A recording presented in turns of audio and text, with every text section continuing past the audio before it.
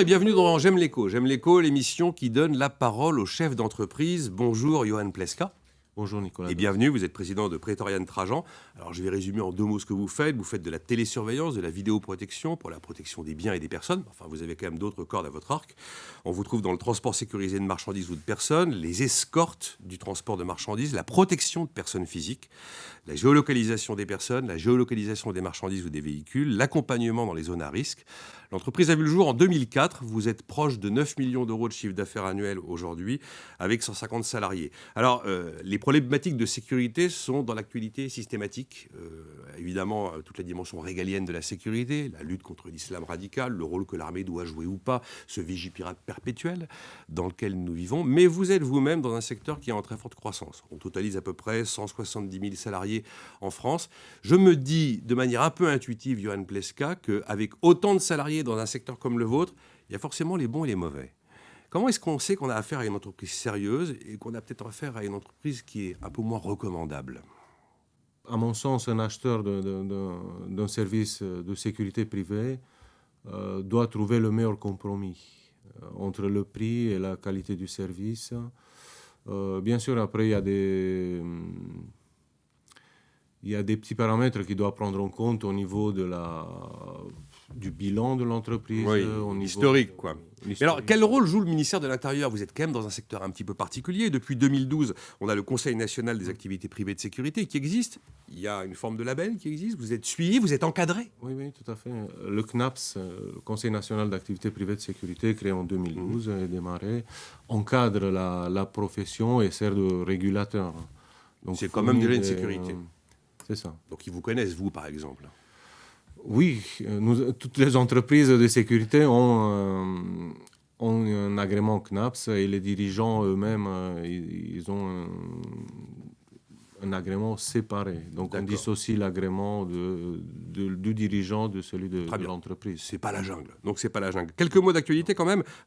J'imagine que vous êtes touché par la pandémie et le Covid. Il y a forcément moins de déplacements, forcément moins d'événements. Vous êtes sans doute moins sollicité. Pour l'instant, je touche du bois. Allez-y. Pourvu que ça dure. Suite à la première vague de la pandémie, nous n'avons pas connu de baisse.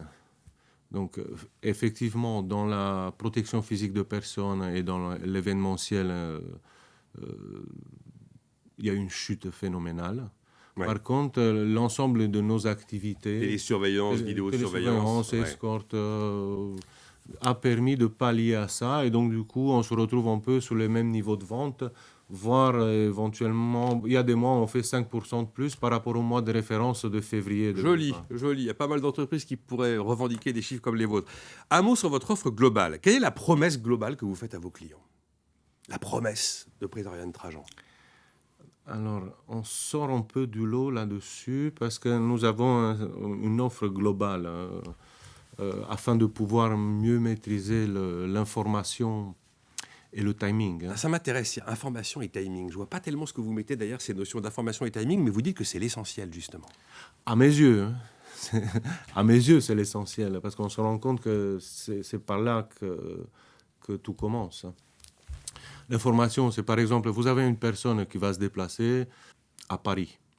Il n'a pas l'intérêt à ce qu'on sache qu'il est en séjour à Paris, d'accord, à Nice. Un peu de confidentialité. Confidentialité. C'est idem pour un transport sécurisé. J'imagine. Donc, j'ai pas envie de raconter que je transporte mes bijoux au travers de Paris. Oui. Voilà.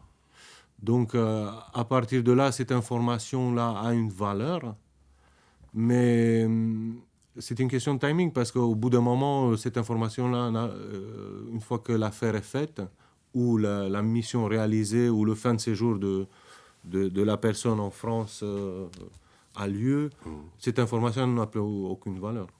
Donc j'entends bien, effectivement... Il y a une question de timing aussi associée. Information et timing. Vous faites du sur-mesure, j'ai cru comprendre. Si, par exemple, j'ai besoin d'être escorté pour sortir du cache de France, Je peux faire appel à vous Non.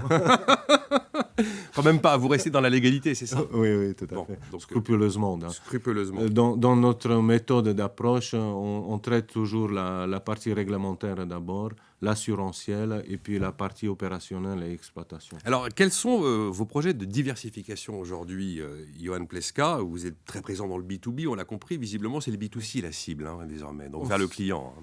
Oui, on commence à cibler le B2C à travers 3 services essentiellement, la télésurveillance et la vidéoprotection, la géolocalisation de personnes.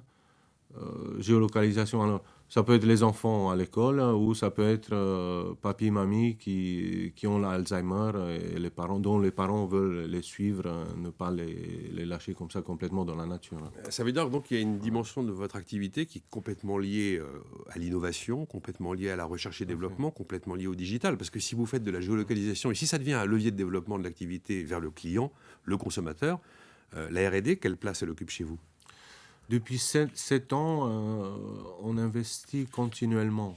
Je fais attention aux 2 paramètres, c'est la diversification et l'innovation. Ils vont de pair en général.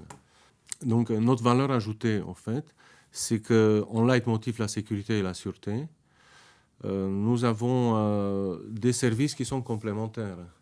Au lieu d'avoir, je donne un exemple simple, un camion qui part d'un point, un transport à haute valeur ajoutée. Vous avez plusieurs entreprises au courant que ce transport ait lieu et beaucoup de personnes autour de ça, avec ces entreprises. Donc vous avez le gardiennage du site de départ, gardiennage du site d'arrivée, vous avez le transport sécurisé, vous avez l'escorte, vous avez la télésurveillance et vous avez l'entreprise qui fait la géolocalisation. 5-6 entreprises et plus de 20 personnes au courant. Nous misons sur une baisse structurelle du risque, moins de personnes au courant, moins de risques. Donc avec toutes ces technologies, vous allez être capable vous-même de réaliser tout ce qu'il fallait aller chercher chez des prestataires par le passé. Tout à fait. Oui. Au lieu d'avoir 5 ou 6 entreprises, on aura une entreprise. Au lieu d'avoir plus de 20 personnes, on aura à peine 10, voire moins.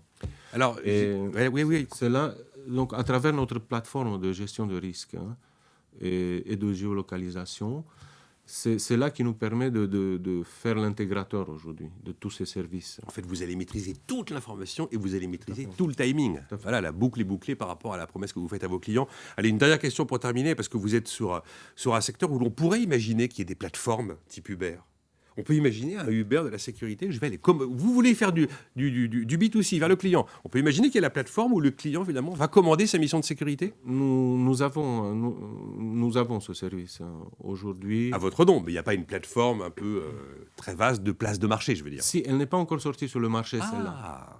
Mais celle-là, elle va fonctionner tout simplement parce qu'il y a moins de... donc, elle est prête, elle est stockée chez nous. Et avec le Covid, on n'a pas pu la sortir sur le marché. On n'a pas pu parce qu'on n'a pas de clients, en fait. Il y a là une chute de l'aéroportuaire qui est fondamentale. Donc, ça ne sert à rien de sortir la plateforme aujourd'hui.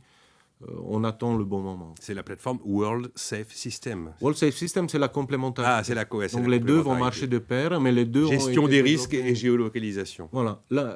La gestion de risque et géolocalisation, la World Safe System, va travailler avec la plateforme du VTC sécurisé.